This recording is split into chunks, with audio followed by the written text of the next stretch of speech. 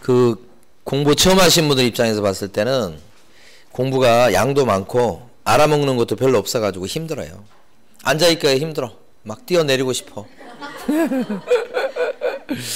근데 처음 공부하신 분은 다 그래요. 그래서 그걸 한 바퀴 돌 때까지 버티는 거. 위기가 한 3번 오거든. 첫 번째 위기가 언제냐면 한 달 될 쯤. 계속 가야 돼 이거 막 이런 거. 그게 한 달 될 쯤 전후에서 와요. 그걸 딱 넘기면 두 번째 들을 때부터는 이제 약간 조금 신이 나. 왜요? 저번보다 알아듣는 게 더 많아지니까. 신이 나가지고 이제 2달을 더 연장해서 가는 것까지는 문제 없어. 그래가지고 신이 났는데 이제 첫 번째 모의고사 보는 시즌 한 3월쯤 되잖아요. 첫 번째 모의고사를 딱 보고서 이제 두 번째 위기가 옵니다. 야, 내가 지금까지 뭐 한 거야? 이렇게 하면서. 두 번째 얘기입니다, 그게. 근데 그 모의고사는 진짜 모의고사일 뿐이에요. 거기서 좌절하시면 아무것도 되는 게 없어요, 세상에. 제가 이제 뭐 좌우명이라고까지는 하기는 그런데 언제나 제일 그 마음에 새게 될 그 글귀가 뭐냐면 저는 저 입장에서는 위기가 기회다. 위기가 왔어. 힘들어. 기회예요, 기회. 저는 어떨 것 같아요? 위기가 오면 힘들어. 똑같이 느껴요. 근데 다시 한번 또 생각해 보는 거예요. 이게 힘들긴 한데 그래 이거 기회가 될 수도 있어 라고 그냥 저 혼자 그냥 암시하고 생각해 보는 거예요. 근데 나중에 이제 쑥 지나가서 한참 있다 보면 그때가 맞아. 그때가 위기여서 힘들었지만 지나놓고 보니까 그게 바로 또 발판이 된 거예요. 발판이 된 거야. 지나놓고 보면. 그래서 그때 시점에는 깨닫기 어려운 것 같아. 근데 좀 시간 지나면 맞아. 그때가 그거였지만 그것 좀 극복해 보려고 노력하다 보니까 내가 지금 요까지 온 거야. 그런 거 있잖아요. 그런 거 저는 살아가면서 많이 느껴요. 그래서 뭐 지금도 위기죠, 저는. 지금도 위기야. 어떻게 생각하면 마음 한구석에는 무거운 것도 많아. 그런데 잘 될 수 있을 것 같아 라고 긍정적인 사고를 갖고 하면 지금보다 더 나은 자리에 갈 수 있다고. 그래서 위기가 기회다.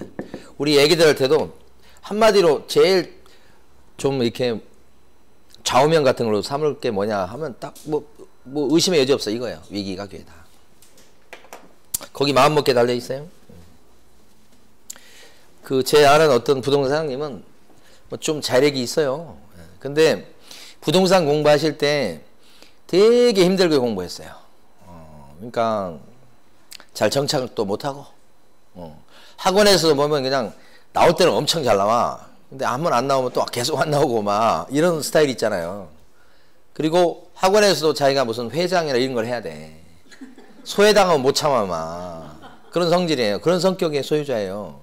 장점도 있고 단점도 있는 거예요, 그게. 장점을 이제 살려가지고 하시면 되는 거예요.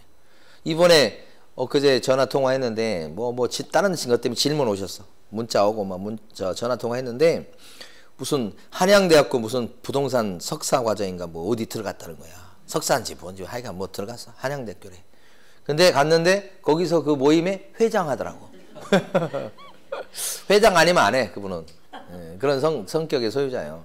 근데 굉장히 밝고 굉장히 긍정적이고 지나칠 정도로.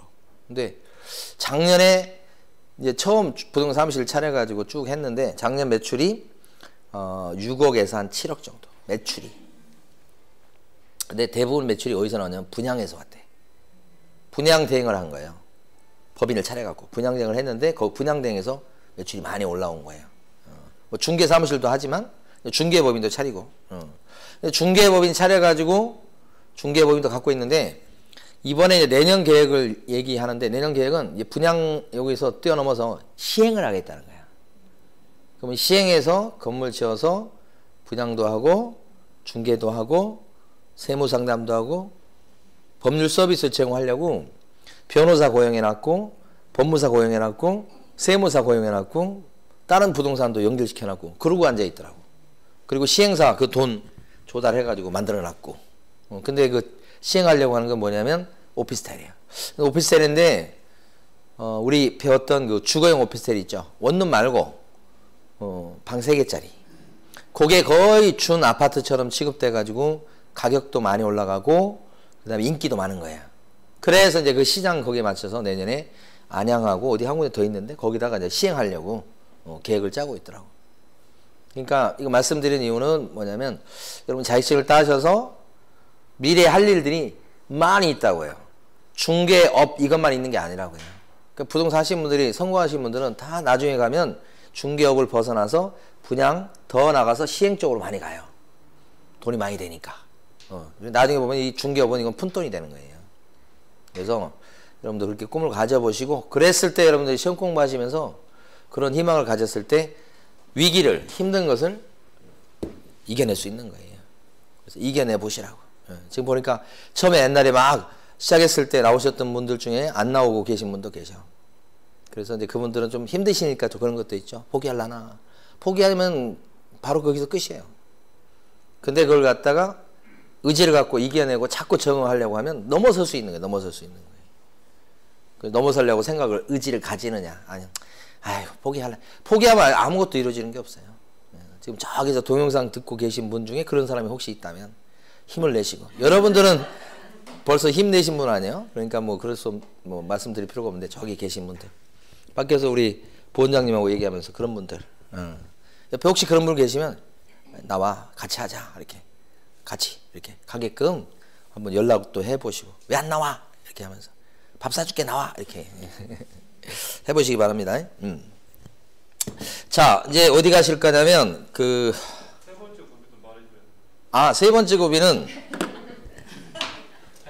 한 7월쯤 가면 그 세 번째 고비가 언제 오냐면 1차만 해야 되나요? 2차까지 해야 돼요. 그게 고비가 한 7월쯤 와.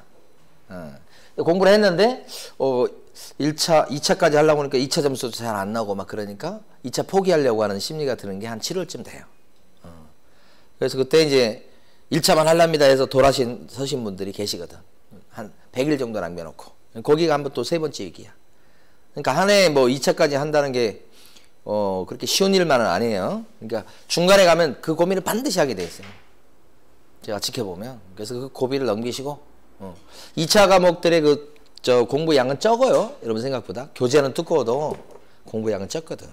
그래서 대표적으로 양이 적은 과목 공시법, 세법, 중개사법 이게 2차 과목이 들어가 있잖아요. 공법 양을 줄이세요. 공법도 여러분들이 양을 줄이세요. 어떻게 줄이냐면 공법 책을 반토막을 내세요. 공법 책 중에서 절반을 딱 자르세요. 이렇게. 절반을 버리세요. 이렇게. 그럼 양을 줄이잖아 이제. 공법 막 고득점 받을 게 아니잖아요. 그러면 내가 점수 딸 수 있는 거에서 거기 집중해서 이렇게 하시면 그러고도 충분히 합격할 수 있어요. 반을 잘라내고도. 그래서 2차는 조금 그러니까 조금 양을 줄여가지고 가져가셔야 되는 거지. 충분히 할 수 있는데 그냥 지레짐작으로 아이고 이렇게 공부할 게 많어. 너무 힘들어. 그거 전부 다 그것도 착각입니다. 착각. 막상 해보면 그렇게 양이 많이 늘어나지 않아요. 2차 과목들은. 그 세 번째 위기이죠. 자 그러면 이제 넘어가 봅니다. 허가받는 것까지는 했는데 이번에 이제 신고하는 거. 신고하는 것은 여러분 교재는 어디냐면 408페이지 아래쪽에 있죠. 취득 신고는 취득을 먼저 합니다. 소유권 취득이죠. 취득이 뭐예요? 소유권 취득. 교재 볼 게 아니고 설명을 들으셔야 돼. 이해하고 나서 그 다음에 교재를 보시고 교재 다 여러분들이 교재 써 있다고 막 다 읽으시면 안 돼. 그건 제가 볼 때는 헛수고예요. 헛수고. 이해하려고 학원 나온 거예요. 이해하시고 나서 핵심적 부분을 제가 밑줄을 그어 드릴 거 아니에요. 우리 중개사법은 시간이 너무 많이 남어. 그래서 설명드리고 그 다음에 교재 밑줄까지 긋잖아. 다른 뭐 공법이나 민법 학교로는 그러기가 쉽지 않은 거야 솔직히. 그래도 선생님들이 좀 중요하게 해서 해주잖아요. 힘 고생 덜 하려고 학원 나온 거예요. 비싼 돈 내놓고. 근데 그냥 어떤 게 안 좋냐면 학원 나와가지고 혼자 집에서 읽는 것처럼 책을 쭉 읽고 앉아있어요. 그거 안 돼요. 설명드리러 나온 거예요. 1차적으로. 그리고 나서 시간이 있으시면 읽어보시는 거 그것까지는 말릴 수는 없는데. 자 취득을 먼저 합니다. 근데 소유권 취득. 계약을 원인으로 취득하는 경우가 있고 계약 외 원인으로 취득하는 경우가 있고 국적이 바뀌어서 취득하는 경우가 있어. 국적이 바뀌어서 취득하는 경우가 뭐예요? 한국 국적으로 있었는데 이번에 미국 국적으로 바뀌었어. 근데 한국 국적으로 있을 때부터 부동산을 갖고 있었다 이거예요. 그럼 국적만 바뀌었지만 외국인이 소유하는 부동산의 양이 늘어난 거죠, 이만큼. 그래서 관리하려고 신고하는 거예요. 이 신고는 관리하기 위해서 신고하는 겁니다. 우리나라에서. 취득을 못하게 막으려고 하는 게 아니고, 취득을 못하게 막으려고 하는 건 뭐였냐면 아까 허가요. 그건 못하게 막는 거지만 이 신고는 그냥 관리예요, 관리. 취득하는 건 허용해요. 그러니까 먼저 취득해요. 나중에 신고하는 거예요. 그래서 사후적으로 관리하려고 하는 것이니까 의미가 틀려요, 허가하고는. 그래서 이때는 외국 사람이 갖고 있는 양이 이만큼 늘었네, 부동산 양이. 그럼 어떻게 정책을 펼치고 관리해야 되겠다라고 하는 거. 그것 때문에 신고토록 하는 거지. 여기 보면 이제 계약을 원인으로 취득했다. 계약 그러면 대표적인 것이 소유권, 이거 소유권 취득이잖아. 그럼 소유권 취득하는 계약은 뭐가 있는가? 매매 이런 게 있죠. 그 다음에 증여도 소유권 취득합니다. 증여. 증여 뭔지 아시죠? 공짜로 주는 거. 외국 사람이 공짜로 뭘 증여받아서 부동산을, 아파트를 누가 증여해 줬을까? 외국 사람이 증여를 받은 거예요. 그 외국 사람이라고 그러지만 우리 한국 사람이 한국 사람 똑같이 생겼는데 국적만 이제 미국에서 태어나거나 그런 사람들이에요. 증여 건수가 생각보다 많아요. 그러니까 외국에 태어나가지고 아들이 미국 국적을 갖고 있어. 근데 아빠는 뭐예요? 한국 사람이에요. 아파트 갖고 있어. 아파트를 증여해 준다고. 그러면 그게 이제 외국인한테 증여하는 거예요. 이게 없을 거, 누가 외국 사람한테 증여하고 그래? 그런데 한국 사람이 진짜 한국 사람한테 증여하는 거예요. 결국은. 근데 국적만 외국 사람이지. 이런 거. 이런 것이, 이게 계약이에요. 계약 중에 교환도 있어, 교환. 잘 일어나지 않아요. 근데 교환도 이제 소유권 취득하는 계약이지. 교환은 크게 신경 쓰지 마시고. 증여를 잘 기억하셔야 돼. 그때는 계약서 쓴 날부터 60일 내 취득 신고하는 거예요. 60일 기억하셔야 돼, 기간을. 취득 신고예요, 취득 신고. 취득이죠? 취득했다고 신고하는 거예요. 이게 취득 신고예요, 취득 신고. 이것은 계약을 원인으로 했을 때는 60일 내 취득 신고. 60일이에요, 60일. 예? 자, 그 다음에 계약 외의 원인이 우리 이제 여러 가지가 있죠. 여러 가지가 있는데 대표적으로 볼 수 있는 게 아까 봤던 상속. 외국인이 상속받는 거예요. 진짜 외국인이에요? 아니요. 자기 아들, 자식이에요. 국적만 외국 국적이지. 상속과 증여는 달라요. 상속은 돌아가셔가지고 이제 소유권 넘어가는 거고, 이것은 이제 증여는 의사표시를 해서 넘겨주는 거지. 이렇게. 상속. 경매도 계약 말고 계약 외의 원인이에요. 이런 거. 그 다음에 건물을 신축하는 것도 여기 들어가. 신축. 건물을 지으면 그 건물은 누구 거죠? 그 지은 사람 거예요. 근데 외국 사람이 건물을 지었어. 그럼 외국 사람 거예요. 그럼 그 전까지는 그 건물에 대한 것이 없었는데 신축함으로써 그 건물에 대한 소유권자가 외국 사람으로 딱 돼서 생겨버리잖아요. 그러니까 외국 사람이 갖고 있는 부동산의 양이 늘죠, 이것도. 그래서 또 관리하려고 신고하라고 하는 거예요. 이때는 6개월 내 취득 신고하셔야 돼요. 6개월. 아까 이건 60일이죠. 계약 외의 원인이다 그랬을 때는 취득한 날부터 6개월 내 취득 신고. 이거 말고도 여러 가지가 있어요. 다 일일이 암기할 필요는 없는데, 최근에 시험에 이런 나온 게 신축, 증축, 최근에 법조문에 들어온 거예요. 새로 짓거나 증축, 개축 이런 것들이 다 여기 들어요. 6개월 내 취득 신고. 이 신고는 시장보수구청장한테 하는 겁니다. 세 번째, 아까 국적 바뀌는 경우, 한국 국적이었다가 미국 국적으로 바뀌고, 그럼 국적이 바뀐 날부터 6개월 내 취득 신고. 이 두 개는 6개월이죠? 얘는 60일이죠. 그래서 핵심은 뭐냐면, 요때 핵심은 요 60일인데 언제부터 60일이냐? 여기가 핵심이에요, 여기. 계약서 쓴 날부터 60일 칩니다. 잔금날 아니에요. 등기가 된 날도 아니에요. 계약서 쓴 날부터 60일이다. 여기가 핵심. 근데 만약에 60일 내에 신고해야 될 걸 신고를 안 했거나 늦게 하면 300만 원 이하의 과태료. 과태료 물리니까 그렇게 센 건 아니에요. 6개월 내에 신고해야 될 걸 안 하거나 늦게 했어요? 그러면 뭐예요? 100만 원 이하의 과태료. 6개월 내에 해야 될 걸 안 하거나 늦게 하거나 거짓으로 했어요? 그러면 100만 원 이하의 과태료. 이렇게 되죠. 이렇게. 예, 그래서 신고 안 한 죄는 그냥 과태료. 그렇게 무거운 건 아니에요. 그래서 이건 관리하려고 하는 거예요, 나라에서. 예, 그래서 정책을 필 때 이걸 참고하려고 하는 것이지, 어떻게 취득을 못하게 막거나 그런 건 절대 아니라는 거지. 자, 요걸 갖다가 이제 밑줄 그어 보면, 408페이지에서는요. 아래쪽에 가시면 다이아몬드 3번 부동산 등의 사후 신고라고 되어 있는 거예요. 그거 보겠습니다. 그때 보면 가로 1번에 계약에 의한 부동산 등의 취득 신고 이렇게 되어 있죠. 그래서 보면 동그라미 1번 외국인 등이 대한민국 안에 부동산 등을 취득하는 계약을 체결했을 때는 자 가로 안에 거 일단 무시하시고 부동산 등을 취득하는 계약을 체결했을 적에는 계약 체결일로부터 60일이죠. 60일. 60일 내 대통령령으로 정하는 바에 따라 신고관청에 신고하셔야 되겠다. 요게 아까 부동산 거래 신고하고 신고하는 기간이 틀리네요.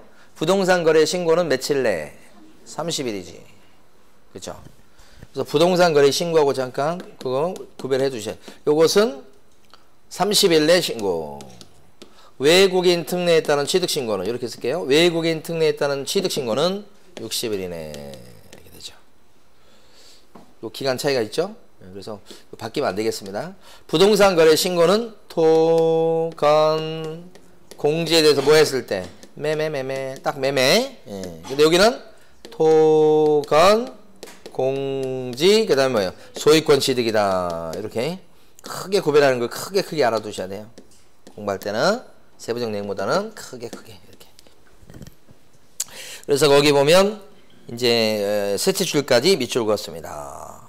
자, 그었는데 동그라미 3번 밑줄 그으시고 부동산 등의 취득 신고를 안 하거나 거짓으로 신고했을 때는 과태료 물리죠. 요거 60일 내 안 했을 때는 300만 원 이하의 뭐예요? 과태료다. 세 번째 줄 봤어요? 자, 그런데 여기서 중요한 걸 합니다. 제일 중요한 거. 자, 뭐냐?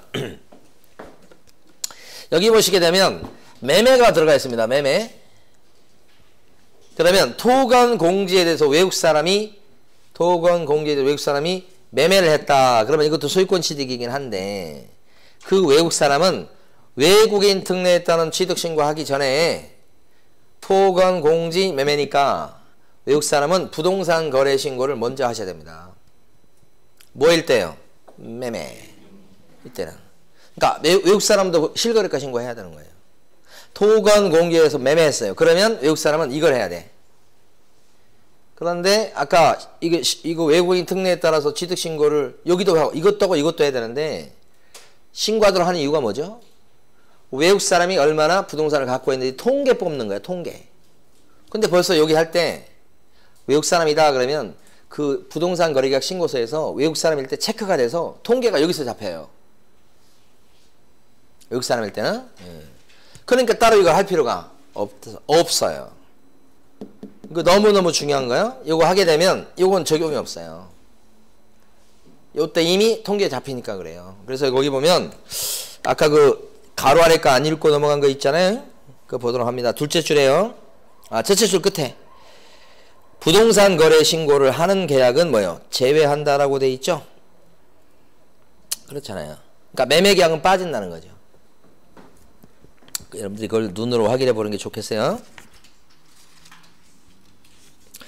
자, 교재에 보면 405페이지 가보십니다. 405페이지 가보시면 동그라미 2번 매수인 칸을 보시고 요 지금 402페이지가 아까 구경했던 405페이지가 아까 구경했던 부동산 거래계약 신고서죠. 그 중에서 동그라미 2번 매수인 칸을 보시고 매수인 칸에서 제일 마지막 박스가 외국인의 부동산 등 매수 용도라고 돼 있죠. 보세요. 외국 사람이 실거래가 신고할 때는 외국 사람이 부동산에 대해서 어떤 용도로 매입하는지까지 체크하게 돼 있으니까 통계가 잡히겠어요? 안 잡히겠어요? 잡히지. 그러니까 따로 외국인 특례에 따른 취득신고를 할 필요가 없다 이 말이지. 없다 이 말이지. 너무너무 중요합니다. 시험에서 제일 많이 나온 겁니다. 그게. 자, 됐고요. 409페이지 오시고 409페이지는 계약 외 원인으로 부동산 등의 취득신고 이렇게 나온 겁니다. 가로 2번 405페이지는 409페이지입니다. 409페이지 위에 제목은 뭐예요? 계약 외 원인. 그래서 첫째 줄부터 둘째 줄, 셋째 줄까지 밑줄. 자, 외국인 등이 상속이나 경매 그 밖에 대통령령으로 정하는 계약 외 원인으로 대한민국 안의 부동산을 취득한 때에는 부동산 등을 취득한 날부터 언제까지? 6개월 내. 6개월 내 대통령령으로 정하는 바에 따라 신고관청에다 뭐 해야 되겠다? 신고해야 되겠다. 6개월 내 취득신고. 언제부터 6개월이죠? 취득한 날. 취득한 날 시뻘겋게. 형광펜. 취득한 날부터 6개월이다. 이거지. 그래서 계약 외 원인에 들어가는 게 아까 첫째 줄에 보면 상속, 경매, 이거 동그라미 쳤죠. 그 다음에 밑에 회색 바탕 박스에 가보시게 되면 1번에 환매권 나오고 환매권, 환매 동그라미 1번 끄트머리에 둘째 줄에 그 다음에 밑에 확정 판결 동그라미 3번 합병 동그라미 자 4번이 시험에 나왔어요. 신축, 증축, 개축, 재축까지. 나중에 건축 시간에 요 용어 같은 거 배우실 거예요. 자, 하나 더요. 이제 하면 됩니다. 가로 3번. 계속 보유 신고라는 게 있어요. 계속 보유 신고다. 자, 계속 보유 신고는 거기 보시면 가로 3번에 동그라미 1번. 자, 밑줄 긋습니다. 대한민국 안에 지금 409페이지 보고 있어요. 중간 정도, 가운데 정도. 대한민국 안에 부동산 등을 가지고 있는 대한민국 국민이나 대한민국의 법령에 따라 설립된 법인 또는 단체가 여기까지 끊으시고 외국인으로 변경되었을 때는 국적이 바뀐 거죠. 그 외국인 등이 해당 부동산 등을 계속 보유하려는 경우에는 외국인 등으로 변경된 날부터 언제까지? 6개월 내 대통령령으로 정하는 바에 따라 신고관청에 신고하셔야 되겠다. 그래서 밑에 가시면 동그라미 2번에 신고를 안 하거나 거짓을 하면 어떤 제재 받는다고요? 100만 원 이하의 과태료입니다. 이렇게요. 자, 됐습니다. 넘어가시고요. 이제 토지거래가제도 앞부분까지 오늘 보겠습니다.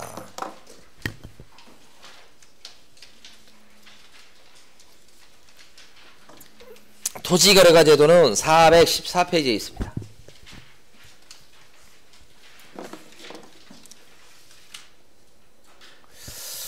토지거래가제도는 가만히 보면 투기를 막기 위해서 허가구역으로 지정을 해서 계약하기 전에 사전에 허가를 받도록 하는 거니까 굉장히 센 제도입니다. 그래서 이제 지금 서울 시내에도 보면 토지거래 허가구역을 지정해 놓고 있어요. 대표적인 게 삼성역 근처하고 저 잠실운동장 쪽 거기하고 이렇게 토지거래 허가구역을 묶어놨어요. 그래서 토지거래 허가를 받고 계약을 하게끔. 그래서 실수용 목적으로 하지 않으면 토지거래 허가를 못 받아서 계약을 못 하게끔, 취득을 못 하게끔 꽉 막아놓은 거예요. 토지거래 허가제도가 시행되면 거래를 많이 위축시키고요. 예, 거래하려고 해도 돈이 있습니다만은 실질적으로 거기가 가서 실수요. 그러니까 실제 거기 살려고 하는 사람들이나 허가가 나오니까 그렇지 않은 경우는 투자하기 힘들어지게 됩니다. 그래서 토지거래 허가구역이다 하는 건 굉장히 센 제도라는 걸 알고 계셔야 돼요. 근데 복잡하기도 하고 양도 많고 그래요. 큰 틀을 보면 이렇습니다. 토지거래 허가구역을 묶습니다. 나라에서 묶는다고 생각하시면 돼요. 아, 이거 투기가 될 가능성이 높구나. 그런데 이건 토지에 대해서 허가받는 거죠. 건물 아니고 이번에 땅에 대해서 허가받는 겁니다. 토지거래 허가잖아요. 그쵸? 옛날에 우리 잠깐 나왔던 게 뭐냐면 주택거래 허가제도 나온다고 잠깐 나왔었어 그때. 주택거래할 때 허가받도록 한다면 정말 거의 공산주의 가깝게 되는 거 아닙니까? 근데 이제 토지거래 허가제도도 요게 처음에 나왔을 때 똑같이 이것도 공산주의 막 이런 얘기 나왔었어요. 또 내 땅인데 왜 내 마음대로 거래 못하게 하는 거야? 뭐 이렇게. 그래가지고 그 당시에 지금도 있습니다만 헌법재판소 아시죠? 헌법재판소. 헌법재판소가 이제 그 법이 헌법에 어긋나냐 맞냐 이거 판단해 주는데요. 그래서 헌법재판소예요. 그래서 이걸 토지거래가제도를 딱 만들어 가지고 이거 하니까 처음에 막 위헌이다 막 해가지고 막 그랬었거든요. 근데 결국은 뭐예요? 합헌으로 된 거예요. 헌법에 맞다. 그러니까 우리가 뭐 민주주의인 건 좋았는데 어떤 거냐면 그것도 보완할 게 있다는 거죠. 그걸 우리는 인정을 해줘야 돼요. 그게 뭐냐면 다 같이 잘 살아야 되니까.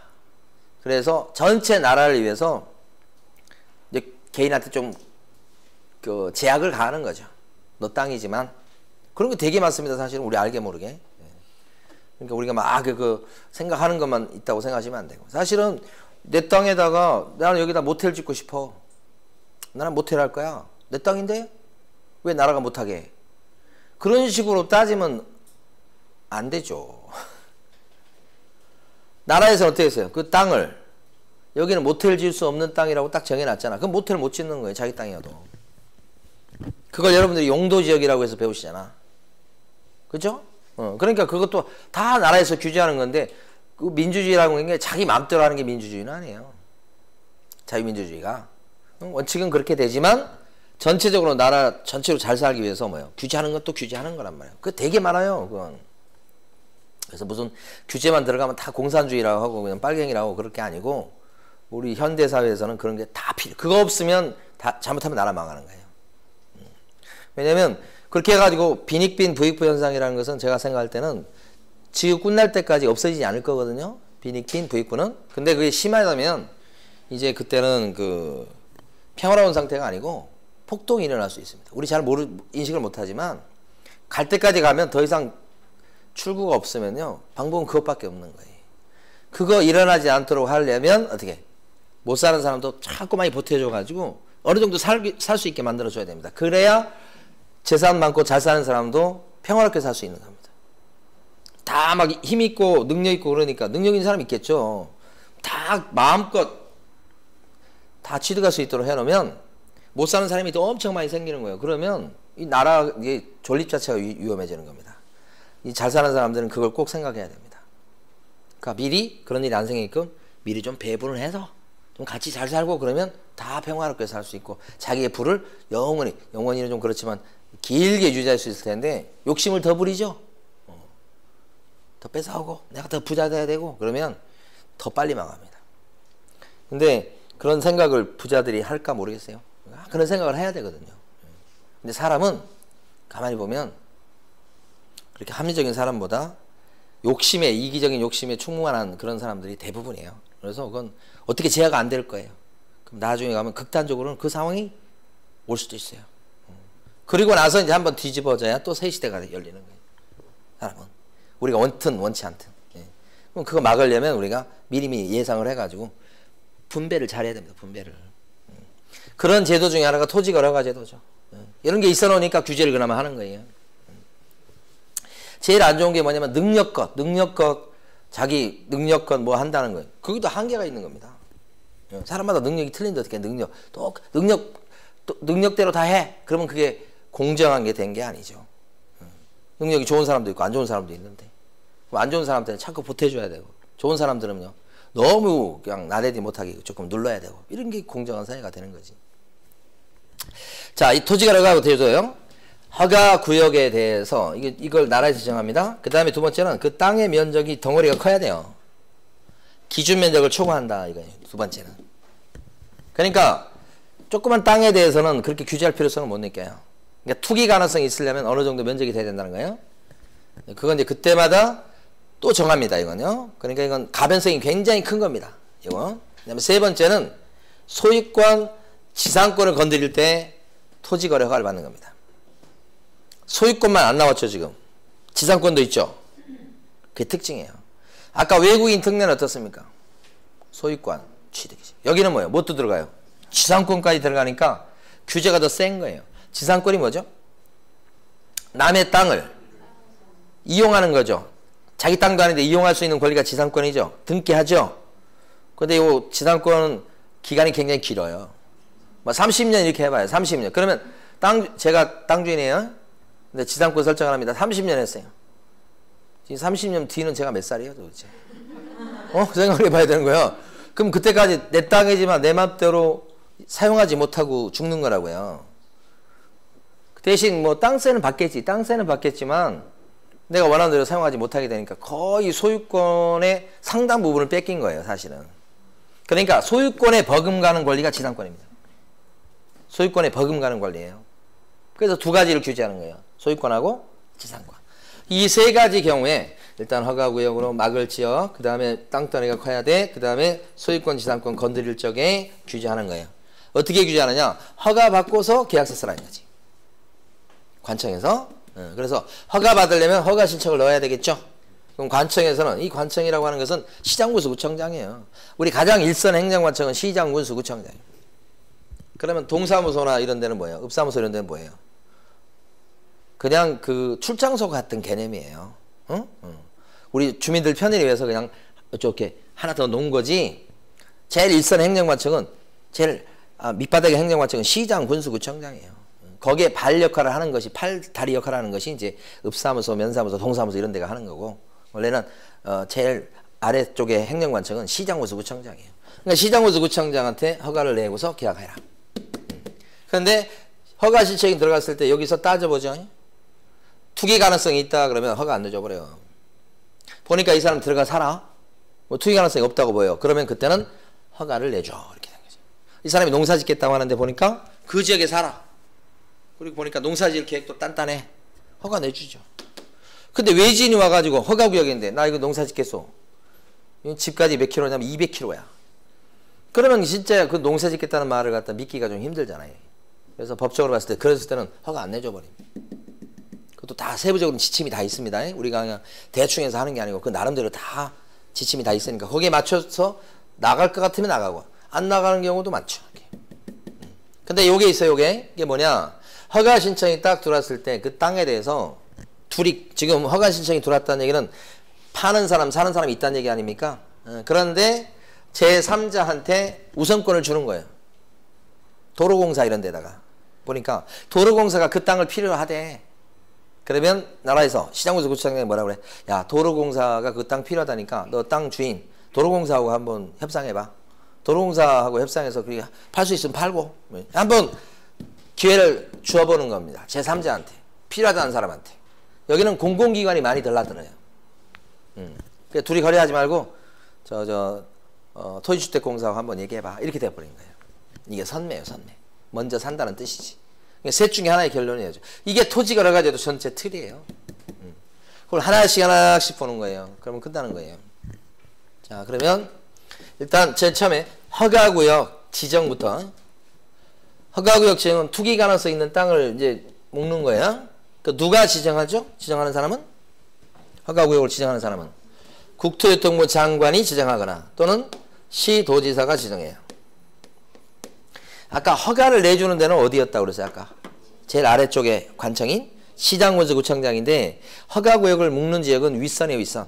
그래서 국장이 묶거나 또는 시도지사가 묶는데 국장이 지정하는 경우는 이제 어떤 경우냐면 대표적인 경우가 예를 들어 서울하고 경기도에 걸쳐 있는 땅을 신도시 개발하면서 허가구역으로 묶어요. 예를 들어서 그러면 경기도하고 서울에 걸쳐 있기 때문에 경기도지사나 또는 서울시장이 딱 지정하기는 좀 그래.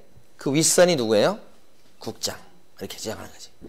그게 아니고 서울시 안에서 저기 삼성역 있죠? 그 근처를 허가구역으로 묶어. 그럼 서울시장이 묶으면 되는 거지 뭐. 국장까지 나설 필요는 없어. 근데 예외적으로 국장이 서울시 내에 있는 것도 묶을 수는 있어요. 그냥 들으시면 해요. 근데 원칙은 뭐냐? 두 군데 이상의 시도에 걸쳐 있을 때는 누구고요? 국장. 한 군데 안에 한 군데 안에 있는 지역을 묶을 때는 그 시도지사 이렇게 되지. 그래서 지정권자 이렇게 돼요. 그런데 그때 지정하는 절차가 4단계 절차예요. 4단계 절차인데 처음에는 심의를 해요. 심의라고 돼 있지만 그냥 회의예요. 회의. 묶을까 말까 회의하는 거예요. 도시계획심의위원회 심의라는 말을 쓰는데 회의. 그래서 회의를 해보니까 묶어야 될 것 같아. 여기 앞으로 땅값 많이 오르고 투기가 횡행할 것 같아. 그러면 지정을 해요. 그래서 지정했을 때는 공고를 띄우게 돼 있어요. 여기는 허가구역이라 라고 공고를 내요. 그리고 나서 이제 통지해서 알려줄 사람한테 알려줍니다. 그러니까 서울시에서 만약에 삼성역 근처를 허가구역으로 묶었다고 이렇게 그러면 어떻게 하느냐? 서울시장이 지정했겠죠. 서울시장은 지정하고서 누구한테 알려주느냐? 국토교통부 장관한테 지정했다고 알려주는 거지. 자, 여기 허가구역으로 묶었습니다. 국장한테. 그 다음에 누구한테요? 거기는 강남구겠죠. 강남. 그럼 강남구청장한테 얘기해 주는 거예요. 그죠? 네. 그 다음에 관련 세무서장한테도 얘기해. 잘못했어요. 세무서장 아니고 등기소장. 왜 그렇죠? 우리가 이제 공부할 때 등기소장과 세무서장 잘 구별해야 돼요. 여기는 등기 치는 데죠. 허가구역이죠. 나중에 허가구역에 대해서 거래했을 때 등기를 내야 되죠. 그러면 허가구역인 사실을 등기소장은 알고 있어야 되겠죠. 왜냐면 등기 칠 때 토지거래 허가증이 들어와야 되니까. 그래서 등기소장까지 알려주는 거예요. 시험에 나온 거예요. 만약에 국토교통부 장관이 지정할 수 있겠어요? 만약에 국장이 지정했어. 그러면 누구한테? 서울시장한테 알리고 또요? 강남구청장한테. 그리고 등기소장한테도 통보. 요게 이제 통지입니다. 통지. 그러니까 위아래로 그냥 다 통지하는 거예요. 그냥. 근데 여기 등기소장한테 통지한다는 거 알아두셔야 돼요. 아까 부동산 거래 신고 제도에서는 실거래가 신고를 했을 때 검증 체계에 따라서 적정성 검증을 누가 한다고 그랬어요? 적정성 검증 누가 해요? 신고관청이 적정성을 검증해. 그리고서 어디에다가 알려줘요? 거기는 세무서장. 왜냐면 실거래가 신고 제도는 세금을 제대로 물리겠다고 하는 제도예요. 세금을 제대로 물리면 투기적 거래를 했다고 할지라도 세금 빼고 나면 별로 남는 게 없도록 해서 부동산 가격을 잡아보려고 하는 거예요. 그러니까 궁극적 목적은 부동산 가격을 잡는 데 목적이지만 직접적인 목적은 세금을 제대로 물리는 게 목적이에요. 근데 토지거래 허가제도는 세금 얘기 아니에요. 투기적 거래를 막으려고 하는 거예요. 세금 가지고 이거저거 하는 게 아니라고요. 그래서 이건 세무서가 안 나오고 누가 나와요? 등기소장. 그러니까 우리 배우는 제도에서 등기소장이냐 세무서장이냐는 예민한 문제예요. 앞으로 바꿔서 낼 거예요. 자, 그다음 마지막이 주민들 열람이라고 생각하시면 돼. 아니, 내가 갖고 있는 땅이 허가구역으로 진짜 들어가는지 관심 있잖아요. 궁금하잖아요. 그래서 어떻게 해요? 열람을 할 수 있도록 합니다. 허가구역이 어디 되는지 이렇게 4단계. 자, 근데 여기서 핵심은 이런 4단계 절차를 거치게 되는데 허가구역은 언제부터 허가구역이 됩니까? 허가구역에 들어가면 어떤 조치가 필요해요? 허가구역에 들어갔다 그러면 허가 신청을 해서 허가를 받고 그 허가증 갖고 등기를 내도록 하는 거예요. 구조가. 그럼 언제부터 그렇게 해야 돼요? 지정된 날부터 며칠 있다가 5일 있다가 지정 공고가 뜨면 그날부터 허가증이 들어와야 되는 게 아니고 등기소에 언제부터? 5일 있다가. 그죠? 허가구역, 여러분 땅을 갖고 있는데 만약에 토지 거래 허가구역으로 지정됐다 그러면 여러분 기분이 어떻겠어요? 충격이지 않을까요? 토지 거래 허가구역으로 지정돼 버리면 살 사람을 이제 줄이는 거예요. 이제 그 전에 허가구역이 아닐 때는 뭐요? 그 제한이 없으니까 너도나도 사겠다고 하는데 허가구역으로 딱 묶었어. 그러면요, 실수요 목적으로 사는 사람들만 매입하게도 달라질 수 있으니까 팔아먹을 기회가 많이 없어지는 거예요. 토지거래 허가구역으로 묶었습니다. 그러면 경축 그러던가요? 아니잖아. 경축이란 글자 들어간 것 중에서 참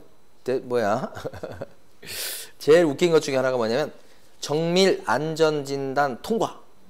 경축. 제일 처음에 제가 어렸을 때 있잖아요. 정밀 안전진단 통과. 그래서 야, 여기는 이제 안전한 아파트가 됐구나. 그래서 경축하는구나. 이렇게 생각했어요. 저 중고등학교 때. 나중에 알고 보니까 그게 무슨 말이에요? 쓰러질 아파트라는 거 아니에요. 근데 뭐요? 경축 이렇게 하잖아. 참 신기했어요, 그게. 쓰러지겠다고 지금 판정 나온 건데, 좋다고 막 이러니까. 여기도 마찬가지. 허가구역으로 지정받으면 안 좋은 거예요. 자, 그래서 4단계. 5일 있다 이렇게 생깁니다. 충격을 완화한다고 생각하셔야지. 갑자기 허가구역으로 지정됐습니다. 그럼 어떻게? 충격이잖아. 충격을 조금 가라앉힐 시간이 필요하다. 5일 있다가. 요렇게 발생. 예. 여기까지 해볼 텐데 여러분들은 교재 414페이지 제일 아래쪽에 가시면 다이아몬드 1번 지정권자 및 지정기간 나옵니다. 그래서 거기 보면 박스 안에요. 허가구역이 2 이상의 시도 관할구역 안에 걸쳐 있을 때는 누가 지정하고요? 국장이 지정하고요. 그 다음에 동그라미 2번 허가구역이 동일한 시도 안에 일부 지역일 때는 누가 지정하고요? 시도지사가 합니다. 그리고 박스 위에 보시면 지정기간은 길면 몇 년? 5년. 박스 바로 위에 첫 줄에 있습니다. 5년. 박스 바로 위에, 박스 바로 위에 첫째 줄 끄트머리에 5년 이내 기간 나왔죠? 네. 오란 숫자 많이 나오네요. 자, 그 다음에 오른쪽 415페이지 다이아몬드 3번 지정 절차라고 나와 있죠? 지정 절차. 자, 지정 절차에서는 동그라미를 치겠습니다. 4군데 동그라미 칠 텐데 가로 1번에 심의에만 동그라미 치셔야 됩니다. 심의. 가로 1번 제목에서 도시계획위원회 뭐예요? 심의. 자, 그 다음에요. 가로 2번은 세 가지가 나왔죠. 공고 동그라미 제목에서. 그 다음에 통지 동그라미. 그 다음에 열람 동그라미. 이렇게 네 단계예요. 제목에서 동그라미 치시면 돼요. 이렇게 네 단계로 딱 이해를 해줘요. 실판에 있는 대로 그렇게 이해를 하시고. 그런데 이제 동그라미 1번에 보면 밑에 보시면요. 둘째 줄 끄트머리에 자, 그 공고 내용을 국토교통부 장관은 시도지사를 거쳐서 시장군수구청장한테 통지하고 밑줄 권해야 됩니다고. 시도지사는 국토교통부 장관 통지, 그 다음에 시장군수구청장한테 통지해야 되겠다. 뭔지 아시겠죠? 국장이 지정했을 때는 시도지사한테 시장군수구청장한테 이렇게 통지하는 거고, 시도지사가 지정했을 때는 국장하고 시장군수구청장한테 통지한다는 뜻입니다. 그러면 다음 페이지.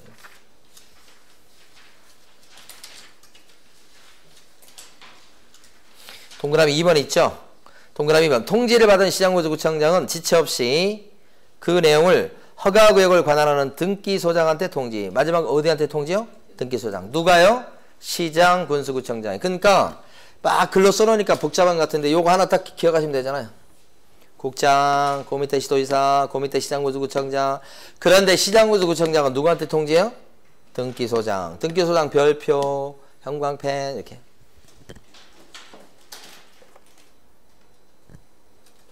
그러니까 암기 안 해도 그냥 자연스럽게 아는 겁니다. 예. 그 다음에 열람인데 열람은 신경 쓰지 마시고. 자, 그 다음에 가로 3번 효력 발생. 두 줄 밑줄. 허가구역의 지정은 허가구역 지정 공고한 날부터 며칠 있다가 효력이 생기더라. 5일 있다 효력이 생긴다. 5일. 자, 그 다음에요. 자, 칠판 가십니다. 또 조금만 더 하고 여기까지 오늘 하도록 하겠습니다. 다음 주 한 주 더 있죠? 네. 허가구역 요걸 한 겁니다. 지금 두 번째 허가구역에 들어갔어. 근데 땅덩어리가 커야 되죠. 그래서 법에서 기준이 되는 면적을 정해놨습니다. 그걸 넘어갈 때만 허가받는 거예요. 요 기준 면적에 해당되는 거 잔뜩 써놨어요. 자, 요것을 나중에는 거의 암기하다시피 하셔야 됩니다. 그러니까 요 내용 중에서 어디가 제일 중요하나? 기준 면적, 여기가 제일 중요해요. 중간에 있는 게 기준 면적. 그러면 기준 면적과 관련해서 여러분 교재 417페이지 보시면 아래쪽에 보면 박스가 있죠. 거기가 기준 면적이에요. 자, 그래서 여러분 공법 시간에요. 도시지역과 비도시지역 이렇게 배우시죠? 도시지역에 들어간 거. 그 다음 비도시지역 그럼 어디 얘기해요? 관리지역하고 농림지역하고 자연환경 보존지역. 그렇죠? 자연환경 보존지역이다. 자연환경 보존지역이다. 이렇게. 그래서 뭐 도관농자 이렇게 배우나요? 어떻게 배우나요? 도관농자 이렇게 하나요? 이렇게.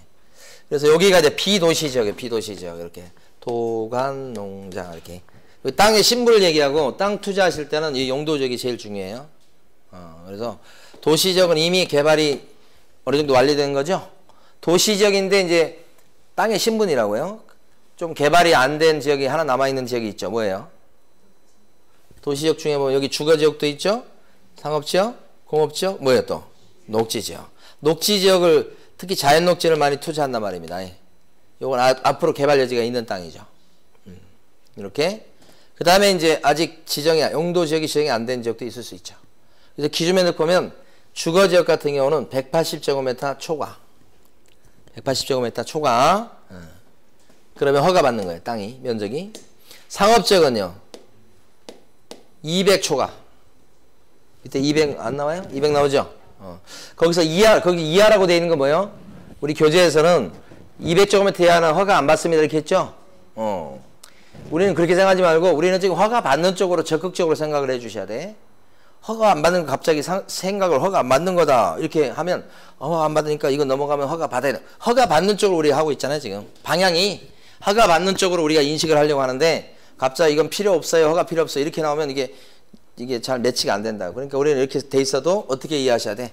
상업지역은 200제곱미터 초과했을 때 허가받는 거. 초과.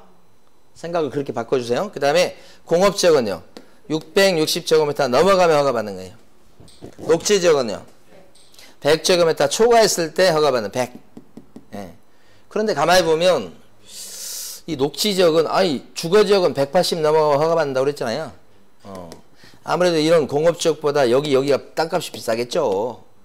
그러면 이 녹지지역 땅값이 비쌉니까? 공업지역이 비쌉니까? 이게 비싸지. 그런데 여기는 면적이 더 좁잖아요. 왜 그래요? 여기를 투자를 많이 해서 그런 거예요. 여기를 투자 많이 하는 게 아니고 여기를 투자를 많이 하니까 100제곱미터만 넘어가도 뭘 받아라? 허가 받아라 이렇게 하는 거지. 더 줄여놨죠 이거보다. 투자 대상은 거의 이거니까 그래 녹지죠. 그 다음에 미지정지역도 이렇게 얘네들 둘은 요리 바뀔 수 있는 가능성이 있기 때문에 투자 가능성이 높은 땅들이란 말이에요. 이거 얼마야 이것도? 90제곱미터 초과하면 허가를 받으시라고 된 거죠 이거. 예, 그래서 그렇게 된 거예요. 근데 비도시지역은요. 농림지역이나 이런 비도시지역은 또 틀려요. 여기는 도시지역은 용도지역이 뭐냐에 따라서 여기 용도지역이잖아요. 근데 비도시지역 있잖아요. 여기는 지목 갖고 기준을 정해놨어. 면적, 기준 면적을 지목 갖고 정해놨다고 해. 자, 임야는 지목인 거죠 이거. 공시법 시간에 배우시잖아. 지목이 임야인 요 땅은 얼마 정도 돼야 허가받는 거예요? 임야 1000초가지. 임야가 이게 좀 땅이 싸죠. 농지는요, 농지. 요 지목이 농지인 것은 없는데 지목이 전이나 답이나 과수원이다 그러면 농지예요. 그죠? 전답 과수원을 얘기합니다. 그때는 어떻게 해요? 500초가죠. 요거의 딱 절반. 임야하고 농지 차이가 뭐예요? 임야하고 농지. 눈에 보이는 차이. 임야는 경사가 좀 있죠? 농지는 대부분 평평한 거. 경사도하고 많이 관련돼 있어요. 그래서 이쪽이 땅값이 싸죠, 뭐. 훨씬. 농지가 좀 비싸. 그래서 여기는 500제곱미터 넘어가면 허가. 기타 지목 되게 많겠죠? 기타 지목 뭐가 있어요? 목장용지, 뭐 공장용지 되게 많을 거 아니에요? 대지는 말할 것도 없고, 말할 것도 없고. 나머지 지목들은 전부 다 얼마예요?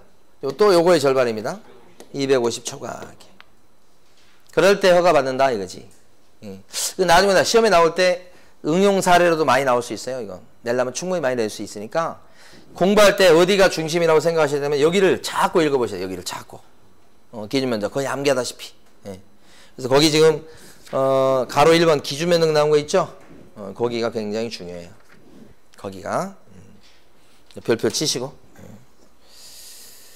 그 다음에 이제 하나만 잠깐 보고 이제 수업 마칩니다. 요겁니다, 요거. 여기 보시면, 여기까지 본 거죠, 지금. 허가는 언제 받는 거지? 그러면, 일단 허가구역으로 지정이 됐어야 되고요. 그 다음에 땅덩어리가 어떻게 돼요? 기준 면적을 넘어야 돼요. 그래야 허가 받는 거예요. 조그만 땅은 허가 받을 필요 없어요. 허가구역에도 조그만 땅은 허가 받을 필요 없어요. 그 다음에 거기서 소유권, 지상권을 건드려야 된다고. 그랬을 때나 허가 받는 거라고. 소유권, 지상권. 그런데 여기서 소유권, 지상권을 갖다가 설정하거나 이전하는, 만들거나 또는 넘기는, 처음에 만들거나 또는 넘기는 유상계약이에요. 여기 안 써놨지만 요 말이 중요해요. 유상계약일 때 토지거래 허가를 받는 거예요. 유상계약. 유상이 뭐죠? 대가 주고 가져오는 걸 얘기합니다. 유상계약. 요랬을 때 토지거래 허가 받는다. 두 가지. 소유권, 지상권. 유상계약. 그러니까 유상계약이니까 증여는 뭐예요? 증여 여러분, 증여. 공짜로 주는 거죠? 그러니까 만약에 토지거래 허가구역 내 땅이에요. 근데 주거지역인데 용도지역이 주거지역이에요. 500제곱미터예요. 증여를 해. 공짜로. 그때는 허가를 받는 게 아니다. 아무리 이랬다고 할지라도. 그렇게 보는 거예요. 자, 이번에 경매로 낙찰을 받습니다. 여기 토지거래 허가구역 내 땅이에요. 근데 이게 상업지역 내 땅이에요. 근데 500제곱미터야. 그럼 기준면적을 넘었잖아요. 넘었는데 이때 토지거래 허가를 받습니까? 왜 안 받죠? 경매로 받으니까. 경매는 어떻게 해요? 서로 막 몰래 감춰 써가지고 경쟁하잖아요. 경쟁. 계약이 아니죠? 계약은 둘이 뭐예요? 합의해서 도장 찍는 거잖아요. 근데 경매는 그게 아니죠. 합의가 아니죠. 높은 금액 써서 낙찰 받는 거니까 경쟁 시스템이거든. 이때는 허가구역에 들어가지만 허가받으라고 하지 않아요. 토지거래 허가구역 내 들어갑니다. 근데 공업지역 내 땅이에요. 1000제곱미터예요. 기준면적 넘어갔죠? 근데 아버님이 돌아가시면서 상속을 받게 된 거야. 상속. 이번에 또 우리 그 경매 수업 들으신 분들 있잖아요. 어떤 친구, 젊은 친구가 수업을 듣는데 그 친구가 얘기를 하다가 이제 상속받았다고 얘기하는 거야. 그리고 전부 다 옆에 있는 사람들이 축하해. 뭐 그런 얘기가 막 나오는 거예요. 너도 나도 옆에 있는 사람들이. 그래서 제가 그거 듣고 있다가 가만히 생각해, 이 축하할 일인가? 아버님 돌아가셨다는 얘기인데 축하해 이렇게. 부러워, 너 부러워 죽겠어 막 이렇게 얘기해요. 어떨 때는 우리가 굉장히 모순되는 행동을 합니다. 상속, 경축, 상속 뭐 이렇게. 상속 받았을 때, 상속 받을 때 허가 받느냐 이거지. 안 받지. 아무리 그래도 안 받는 거다 이렇게 얘기하죠. 그 다음에 또 임차권. 얘나 똑같아요. 토지거래 허가구역 내 땅을 전세권이나 임차권 설정해서 한 뭐 5년, 10년 빌린다고 해보세요. 자, 그때 분명히 허가구역이고 기준면적을 넘어서 임야인데 한 2000제곱미터야. 넘었지. 그래도 토지거래 허가를 받는 게 아니다. 어떤 걸 건드릴 때요? 소유권하고 지상권이지, 지상권하고. 자, 밑줄 긋고 수업을 마치겠습니다. 왼쪽 페이지입니다. 416페이지. 416페이지 보시면 아래쪽에 보면 토지거래 허가 대상 계약이라고 나오죠? 그래서 허가 대상 계약에서 다시 먼저 1번 가로 1번의 첫째 줄부터 자 셋째 줄, 넷째 줄까지 밑줄 다섯째 줄까지 다 밑줄 그어야 되겠네요. 허가구역에 있는 토지에 관한 소유권, 지상권 요건 형광펜 소유권, 지상권의 형광펜 둘째 줄 이전하거나 설정하는 이전하거나 설정하는 밑줄 이전하거나 설정하는 근데 자 대가를 받고의 형광펜 가로 안에 거 대가를 받고 이게 유상이에요. 대가를 받고 유상이다 유상. 그 다음에 셋째 줄 계약이다 계약의 밑줄 형광펜. 그러니까 형광펜 칠한 데가 네 군데 있죠. 소유권 지상권 대가를 받고 유상 마지막에 셋째 줄이 뭐예요? 계약. 밑줄은 다섯 줄을 다 밑줄 긋습니다만은 형광펜은 그렇게 네 군데 쳐두셔야지. 이럴 때 뭐예요? 토지거래 허가를 받는 거예요. 그래서 오른쪽 페이지 가보시면 위에 박스가 있죠. 위에 부분에 박스가 있고 허가 대상인 것 동그라미 아닌 건 X 이렇게 되어 있는 박스 있죠. 우리는 아닌 거에 관심을 가지셔야 돼. 자 거기 보면 전세권이라는 글자 나오죠. 두 번째 전세권 X 전세권 갖고는 허가 안 받는 거지. 증여 X 증여는 무상이니까 상속 X 그 다음에 경매도 X 이렇게 해서 네 군데 X 했죠. 그거 위주로 알아두시면 돼요. 경매도 X 하셨어요. 사례 문제 나왔을 때 그 경매 같은 거 나올 수 있어요. 그러면 경매는 무조건 토지거래가 받는 게 아니에요. 경매는 면적 안 따집니다. 자 여기까지 오늘 이번 주에 하고 또 나머지는 다음 주에 이어서 하고요. 다음 주에 하고서 우리가 이제 중개 실무 앞부분 안 한 게 있어요. 그거 좀 하고 다음 주에 종강하도록 하겠습니다. 자 오늘 여기까지 수업합니다. 수고 많으셨습니다.